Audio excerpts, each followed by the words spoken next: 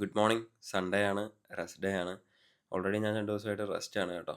ചെറിയൊരു പനിയുടെയൊക്കെ ഇതുണ്ടായിരുന്നു. പക്ഷേ വലിയ കുഴപ്പമില്ല. ജലദോഷമായിട്ടങ്ങ് മാറി. മാളുവാണെങ്കിൽ ആവി പിടിക്കാനായിട്ട് മറ്റേ വേപ്പിലയൊക്കെ പോയി പടിയത്തിന്ന് പറിച്ചു. ഞാനും സാൻജിയും കൂടെ അവിടെയൊക്കെ നിന്നേ. അത് കഴിഞ്ഞപ്പോഴത്തേക്കും സുനിയേട്ടൻ്റെ വണ്ടി രാവിലെ തന്നെ കൊണ്ട് കൊടുക്കണമായിരുന്നു. നമ്മുടെ കാർ അവിടെ കിടക്കുകയാണ്. ഞാൻ ചെന്നപ്പോൾ സുനിയേട്ടൻ അവിടെ മീൻ കുഞ്ഞുങ്ങൾക്ക് തീറ്റയൊക്കെ കൊടുത്തുകൊണ്ടിരിക്കുന്നു. എന്നിട്ട് നമുക്ക് 2 പഴമൊക്കെ എടുത്ത് തന്നു. പിന്നെ അവിടെ കണ്ട ഒരു ഓയിലാണ് കേട്ടോ. ഇത് പണ്ട് ഞാൻ യൂസ് ചെയ്തിട്ടുണ്ട്. അടിപൊളിയാണല്ലേ. എന്നിട്ട് ഞാൻ നേരെ കാർ എടുത്തുകൊണ്ട് വീട്ടിലോട്ടിങ്ങ് പോന്നു. വീട്ടിൽ വന്ന പാടെ തന്നെ നമ്മൾ പുട്ട്, മീൻ കറി, പിന്നെ എഗ്ഗ് ഒക്കെ ആയിട്ട് നമ്മുടെ ബ്രേക്ക്ഫാസ്റ്റും കാര്യങ്ങളും കഴിച്ചു കേട്ടോ. പിന്നെ ചിക്കൻ ബ്രസ്റ്റ് മേടിച്ചിട്ടുണ്ടായിരുന്നു. അത് ഫുള്ള് ചെയ്തെല്ലാം റെഡിയാക്കി വെച്ചു.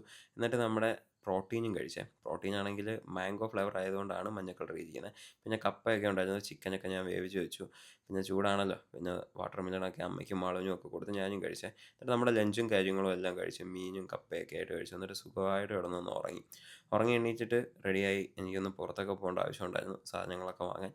പോയിട്ട് സുനിറേട്ടൻ്റെ അവിടെ കയറിയപ്പോൾ അവിടെ നോമ്പൊക്കെ മുറിച്ചതേ ഉള്ളായിരുന്നേ. ഞാൻ എന്താ പിന്നെ കഞ്ഞിയൊക്കെ ആയിട്ട് കഴിച്ചു. സുനിറേട്ടനും പൊടീസും കൂടി ഇരുന്നത് സുനിറേട്ടൻ്റെ മോനാണ്, ഇളയ മോനാണിത്.